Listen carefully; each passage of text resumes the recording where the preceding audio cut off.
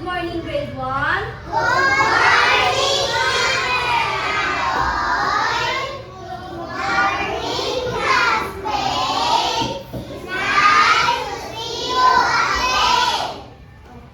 so lahat po tayo tumayo at pumila ng maayos para sa ating panalangin.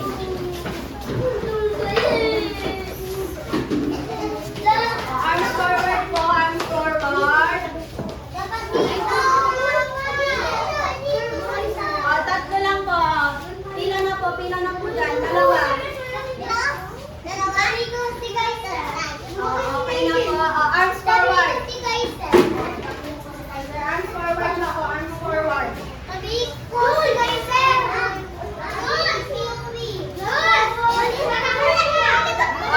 na po, grade 1. Tayo na po ay yumuko para sa ating panalangin. Grade 1. Our Father, who art in heaven, hallowed be thy name. Thy kingdom come, thy will be done. On earth, as it is in heaven. Give us this day our daily bread, and forgive us our trespasses, as we forgive those who trespasses against us. And lead us not into temptation, but deliver us from evil. Amen. Ngayon, manatili pong tumayo para sa ating pagsasayaw.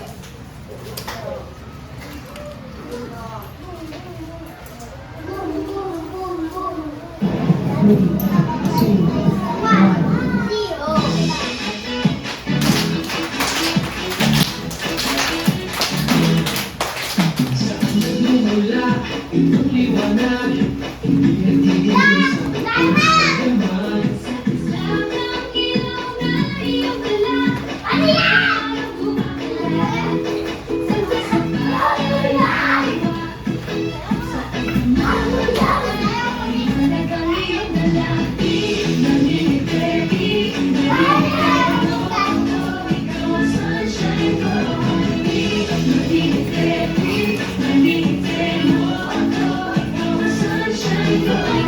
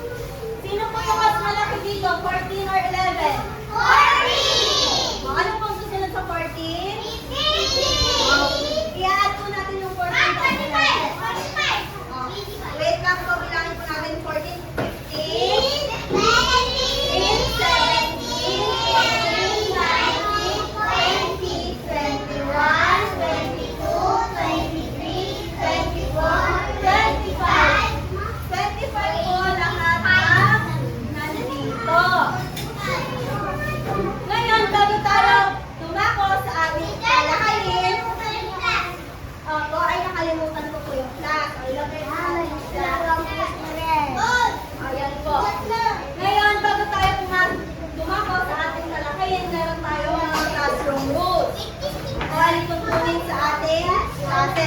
Basahin nga po, makinig sa guro. Makinig daw po kayo sa akin. Sa pangalawa, magtaas na kamay. Bago magsalita. O mataas po muna ng kamay bago kayo magsasalita or magsasabi ng sagot. Okay po? O number 3, manahimik. Habang nagsasalita. O mananahimik daw kayo habang ako ay nagsasalita. O next po, sumunod sa mga alituntunin ng guro. Sumunod daw po kayo sa mga rules or action. Ngayon, upang malaman kung may energy pa kayo sa ating klase, pag sinabi kong energy check, ano na nga po ulit ang sasabihin? O, ulit nga po, energy check. O, pag hindi naman kayo nakatingin sa akin, pag sinabi kong eyes on me, ano sasabihin niyo? O, ulit nga po, eyes on me. Okay po. So ngayon, meron tayong isang activity. Uunahin niyo po kung ano ang mga nasa larawan na aking ipapakita. Okay po? Ito po ay yung mga gawain bago pumasok sa eskwela. Ano to? Tama, nagliligpit ng higaan. Ang magtaas po ka ng kamay kung gusto sumagot. Ano naman po to?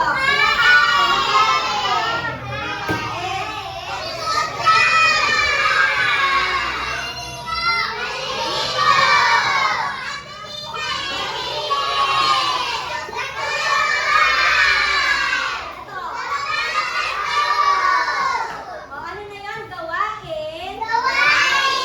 Bago pumasok. Okay po.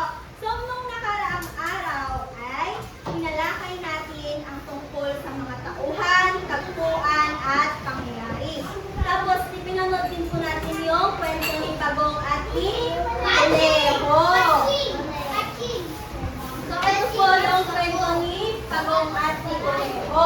So, sa kwento po ni Bagong at ni Kuneho, yung tauhan. O, ikaw nga po, Mara. Sino po yung tauhan na nakikita dito sa larawan? O, si Bagong, sino pa? Carter. Si Matching. O, tama na din. Si Matching. O, sino pa? Ay, ikaw nga. Ambal. O, si Bagong, sino pa? O, si Kuneho. Tama si Jude. O, sino pa? Gaten. Sino pa nakikita mo dito na tauhan ng kwentong si Bagong at si Kuneho? Sino pa? O, mga hayop. Tama. O, saan naman ang tagpuan ng kwentong si Bagong at si Kuneho? Saan nangyari? O, ikaw, Gaten. O, sa gubat o sa ikaw man. O, bundok. Tama po. O, ano naman nangyari sa kwento ni Bagong at si Kuneho? O, nanalo si Bagong. Anong ginawa nila? Anong ginawa nila? O, natulog. Natulog si Kuneho. Tapos si Bagong ay nanalo. Sila ay nagkarera. Tama po. So, ngayon po, meron akong mga larawan dito na gawain bago pumasok. Magtatawag po ako ng mga estudyante at ipapasok po nila dito sa chart na ito. Ipapasok po dito yung picture. At po, ano yung ginagawa nyo bago pumasok? O, sino po gusto mag-try? Ikaw nga, Mariel, itry mo nga kung ano ang mga ginagawa mo bago pumasok. O, si Mariel, ikaw nga si Mariel. O, tignan po si Mariel kung ano ang ginagawa niya bago pumasok.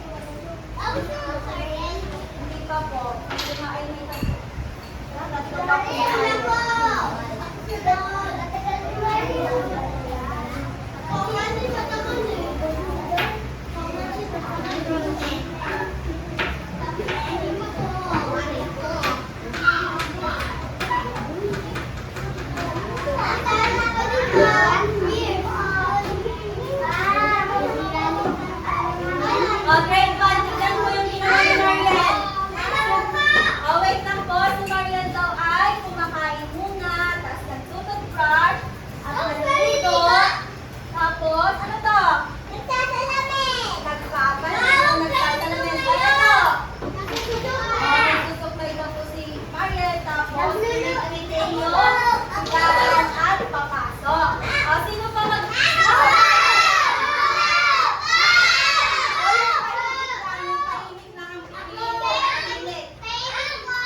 Yung tahimik lang. Si Yumi. Si Yumi. Kaya Yumi.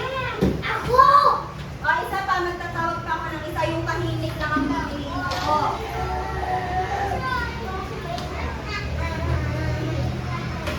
Tahimik na, tignan mo si Yumi.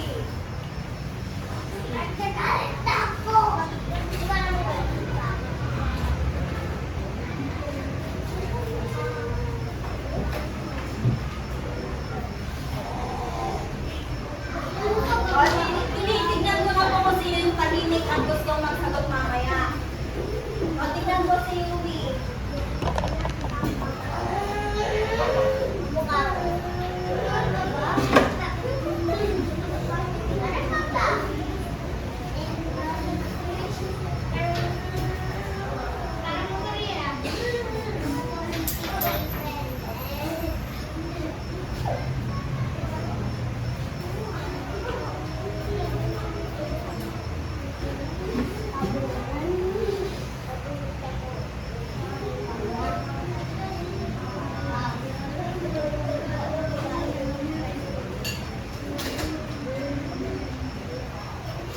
Tignan po yung sagot ni Yumi. Tignan niya po. Ang ginagawa ni Yumi ay kumakain, nagtututbrush, naliligo, nagpapalit, nagsusuklay, at pumapasok sa kanyang klase. Ngayon naman po, isa pa. Kung sino po yung tahimik siya, pipiliin. Try mo nga. Kevin, try mo nga Kevin.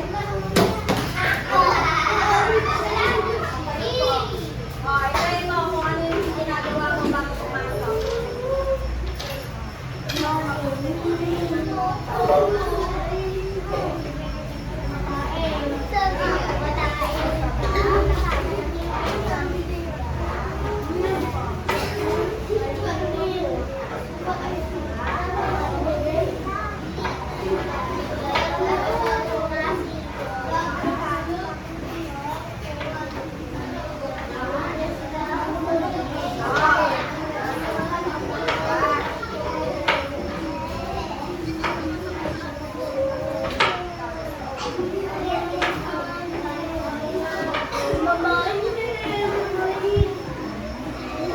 Tingnan nga po. Ito po yung kay Kayden. Ang ginagawa po ni Kayden, nagliligpit daw siya ng higaan. Tapos kumakain siya at naliligo.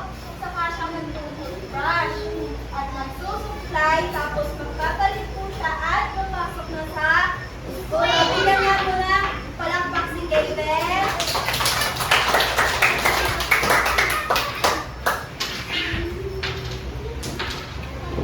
Ngayon po, magkakaroon tayo ng isang pagkikwento. Pero bago tayo dumako sa ating kwento, ano po muna ang nakikita nyo sa larawan? Farmer. Ano pa ang nakikita nyo sa larawan? Kahoy. Ano pa po? Dayami. Ano po? Anong tawag dito? Riser. Windmill. Pero ano po tawag dito? Okay, Ben. Damo. Anong tawag dito sa ano na to? Picture na to? Ito ay buhit. Ito ay isang buhit. Basahin kayo, sabihin nga po, bukid. So, ang bukid po, ito po ay ang taniman ng mga palay, mais, mani, at mga iba. Dito may bukid. May taniman ng mga palay. Ikaw kayo. Talong. Tinatanim niyo yung talong. Ano pa? Ay, nakatira ka sa bukid. Malapit sa bukid.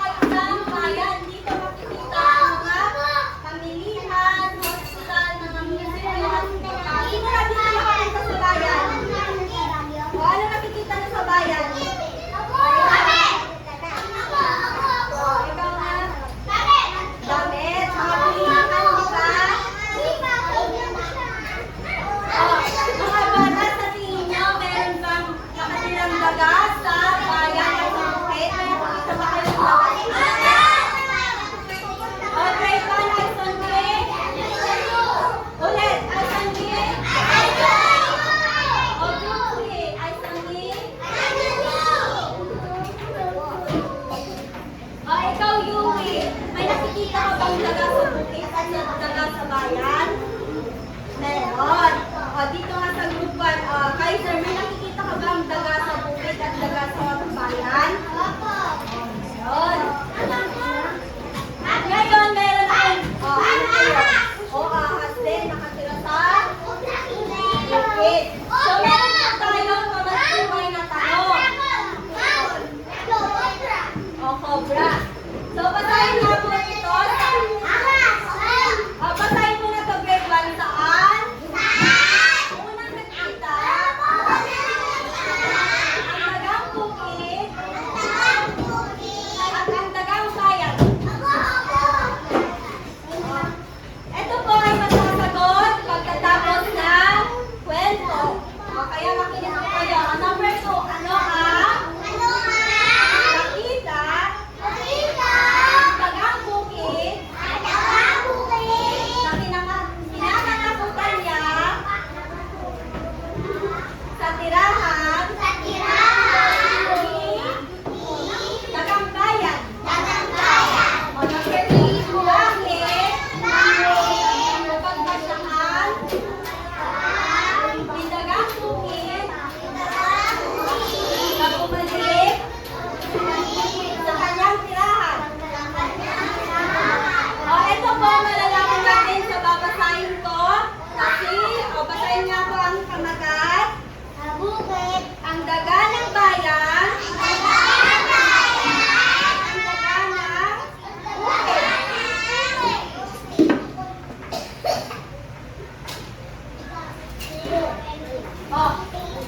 Bago tayo magsimula sa ating pagbabasa, meron tayong mga itutunin. O, umupo daw po kayo ng maayos. O, umupo muna ng maayos, grade 1.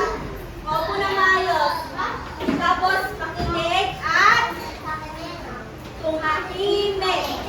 O, next naman po ituon ang pansin. O, ituon ito yung pansin nyo sa nagkukwento. At pag gusto magtanong, iangat yung kamay. Ngayon tayo na po ay magkikwento. Ano na nga po ulit ang pamagat ng ating kwento? Kaiser? Kaiser, ano pamagat ng ating kwento? Ang daga, ang bayan, at ang daga, bukid.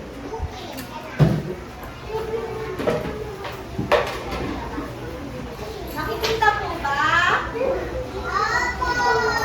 Nakikita ba? Makinig na at may magtatanong po ako mamaya. Isang araw, bumisita ang daga ng bayan sa kanyang kamag-anak na si daga ng bukid.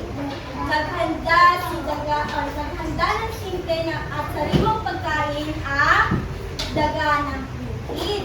At sinabi, maligayang pagdating pinsan. Ito ang tanghalian, sariwang palay at hanin. Sana'y magustuhan mo. At kinagat naman ito ni daga ng bayan. Kinagat ito ng kaunti at sinabi, salamat pinsan, pero ito ba talaga ang kinakain mo araw-araw? Wala mo lang keso. O sino ang pumunta o bumisita sa kanyang pinsan? Ikaw nga, Kaiser? Tama, si daga ng bayan. Next naman po, kumain ng kaunti ang daga ng bayan. Pagkatapos, nagkwento siya tungkol sa syudad habang nakikinig naman dito si daga ng bukid. Sa syudad, meron kaming mga balita, candy at tinapay. Hindi mo na kailangan maghanap pa. Ang buhay sa Maynila ay punong-puno ng karangyaan. At sinabi ni daga ng bukid, nakakabangha. Pero dito, pagkatapos ng mahabang araw, tahimik at payapa akong natutulog. O ano daw po ang kwento ni daga ng bayan? Ito po ay tungkol sa sa buhay niya sa syudad. Mamaya po. Okay, pero hindi ko nakikita na nasa likod. Next po, kinaumagahan, inimbitahan ng daga ng bayan ang kanyang pinsan na sumawa sa syudad.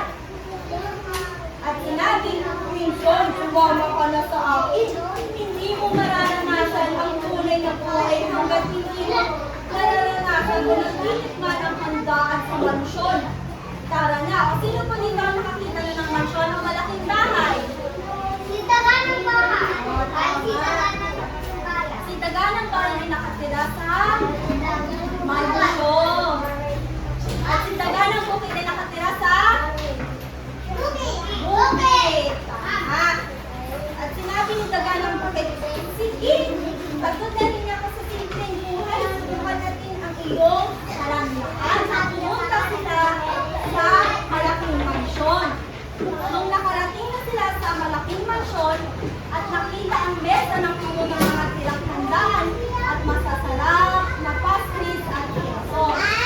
At nagningning ang mata ni daga ng bukid. Wow! Hindi ako makapaniwala. Ang ganda ng pagkain. Ito ba talaga ang para sa atin? Oo, pinsan.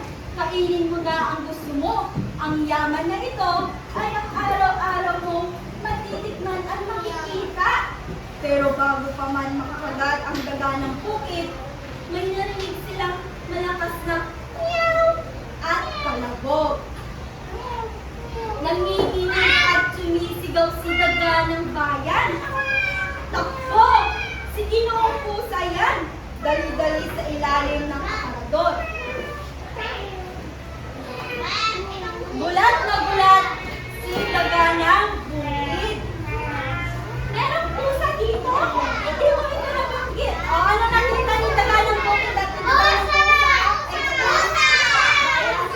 Ang pusa? Takot ba sila dito? Takot silang dalawa dito. Matagal silang nagtago at nang subukan nilang bumalik, bukas ulit ang pinto at pumasok ang mga utusan.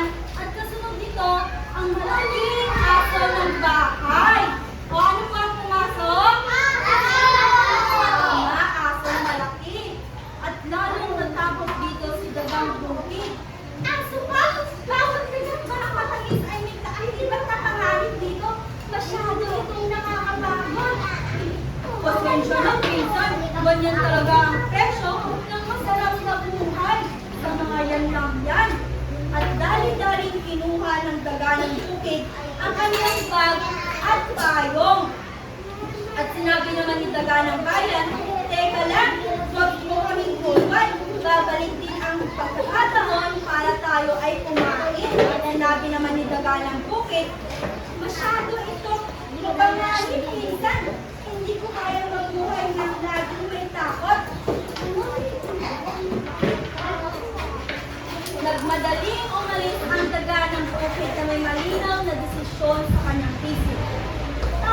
Meron kang mga karangyaan, ngunit mas gusto pa ang aking simpleng pagkain at mayapang pamumuhay sa bukid, kasama ang kapayapaan at seguridad na hatid nito. Umalis po ba si daga ng bukid? Saan siya pumunta sa kanyang tirahan na sa bukid. At doon po nagtatapos ang kwento ni ang daga ng bayan at ang daga ng bukid. Ngayon naman po, sasagutan na po natin yung katanungan na binasa nyo kanina. Number 1, sagutan nga po to. Saan unang nagkita ang dagang bukid at ang dagang bayan? O saan nagkita? Unang nagkita? Itaas mo yung kamay pag gustong sumagot. Tama. Ito po ay sa bukid. Next naman po. Ano ang nakita ni dagang bukid na kinakatakutan niya sa tirahan ni dagang bayan? Kambal.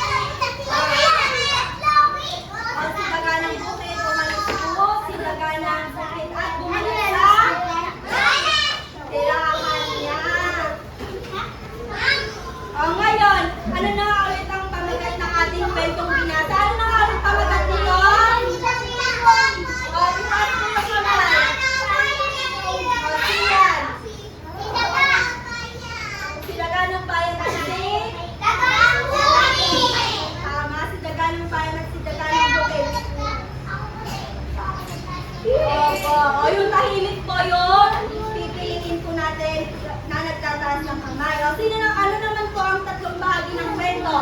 Ano na nga po ulit ang tatlong bahagi? O, Luis. Tatlong bahagi ng kwento na ating tinalakay kanina. O, tulungan niyo nga po si Luis. O, ikaw, Mariel. Ano yung tinalakay natin kanina? Tinalakay natin yung simula. Basta sabihin niya po simula. Gitna. Wakas. Ayun po yung pinag-aralan natin. So ngayon po magkakaroon tayo ng aktibidad. Ito po ang story order race. So meron po akong mga larawan dito. At ito po ay group activity. O, pipili ako ng tag-5. Ay, nalaglag. O, pipili ako ng tag-5 miyembro bawat grupo. Yung tahimik ko yung pipiliin ko, ha. At ito, i-shoot nyo dito. I-shoot nyo dito. Base sa binasa nyo kanina, nagsunod-sunod ko ang base sa kanyang binasa. Okay po, naunawaan ko? O, mamaya, away ko. Opo, mamaya po. Siyan.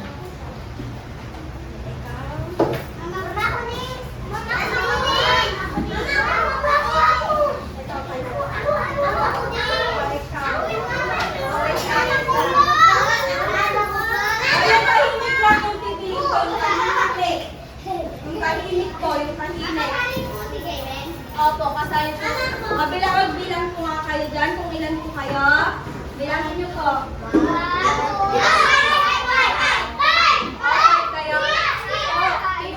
Kung ilan po kayo ng maayos at tahimik, papaupuin po kayo pag maingay po kayo.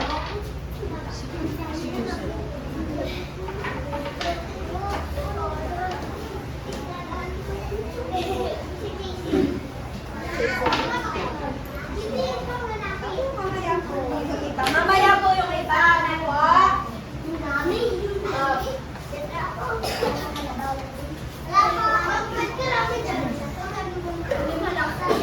Bilangin na nga po kung ilang tayo. Bilangin mo yung may. Bilangin mo. May masa na po ang larawan.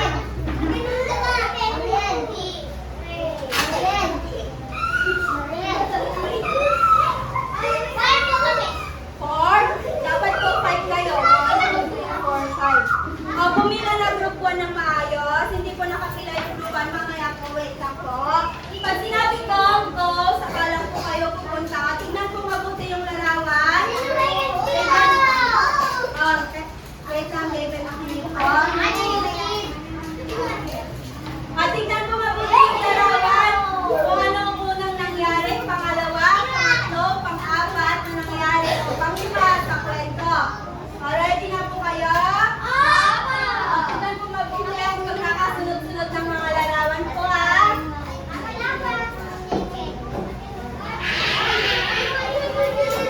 Pag sinabi kong go, unahan kayong mag-shoot dito, pero ang mananalo ay yung tamang sagot lang po kung ilan yung marami.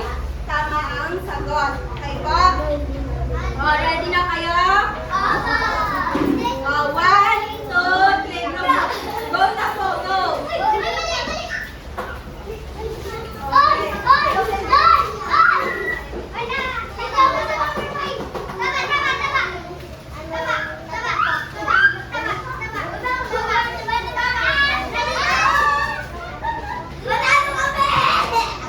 At titignan po muna natin kung tama yung paper nyo.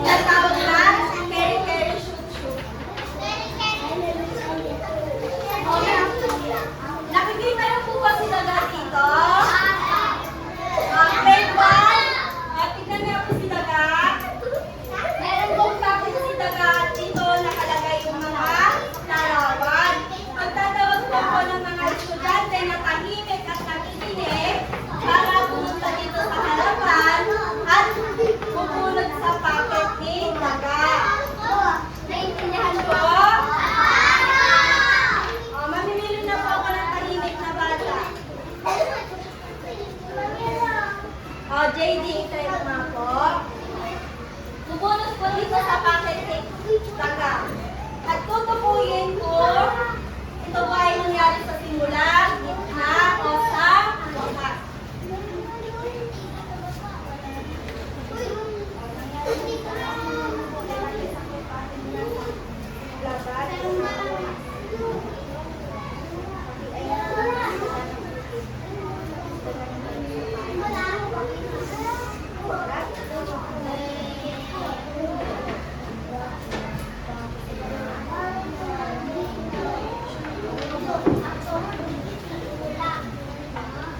Next po, tama po siya. Ito po ay nangyari sa simula kung saan pumunta si Laganang Bayan sa bahay ni Laganang Bukit. Next naman po.